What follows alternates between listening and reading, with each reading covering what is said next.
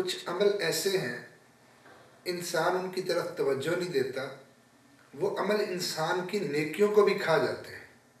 انسان کو ہمیشہ جہاں نیکیاں کرنی چاہیے وہاں نیکیوں کو سنبھال کے بھی رکھنا چاہیے۔ ایسا نہ ہو کہ انسان نیکیاں کر کر کے ان کے انبار لگا دے، لیکن وہ نیکیاں اس کی ساتھ ساتھ اس کے اعمال کی وجہ سے ضائع بھی ہوتی رہے۔ مثال کے طور پہ صحیح بخاری میں سیدنا بریدہ رضی اللہ تعالیٰ عنہ بیان کرتے ہیں، نبی صلی اللہ علیہ وسلم نے فرمایا من ترک الصلاۃ العصر فقد حبط عملہ، جو انسان نماز عصر کو چھوڑ دیتا ہے اللہ اس دن کے اس کے اعمال کو برباد کر ڈالتا ہے۔ تو انسان نے اس دن کتنی نیکیاں کی ہیں، صرف ایک نماز چھوڑنے کی وجہ سے، ایک نماز میں سستی کی وجہ سے اس کی ساری نیکیاں برباد ہو گئی۔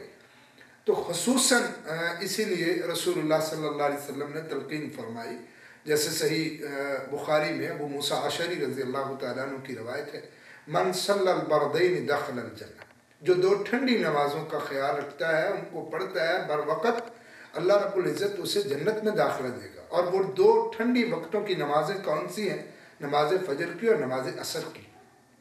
جیسے اللہ رب العزت نے قرآن مجید کے اندر خصوصاً نماز عصر کی تلقین فرماتے ہوئے کہا ہے حافظوا علی الصلوات والصلاۃ الوسطیٰ، تم نماز عصر کی جو نماز وسطیٰ ہے اس کی خصوصی محافظت کیا کرو، کیونکہ یہ اگر انسان کی رہ جاتی ہے، اس میں سستی ہو جاتی ہے۔ صحیح مسلم میں ایک روایت ہے کأنما بُتِرَ أَهْلُهُ وَمَالُهُ، وہ یوں سمجھے جیسے اس کا سب کچھ لٹ گیا، برباد ہو گیا، مال جان سب کچھ ختم ہو گیا۔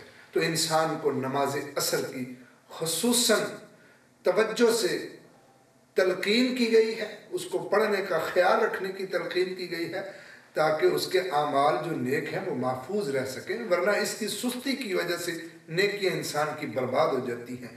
تو خلاصہ یہ ہے، آج کا سبق اور پیغام یہ ہے، جہاں نیکیاں کرنی ہیں وہاں نیکیوں کو محفوظ بھی کرنا ہے، کہیں ضائع نہ ہو جائے۔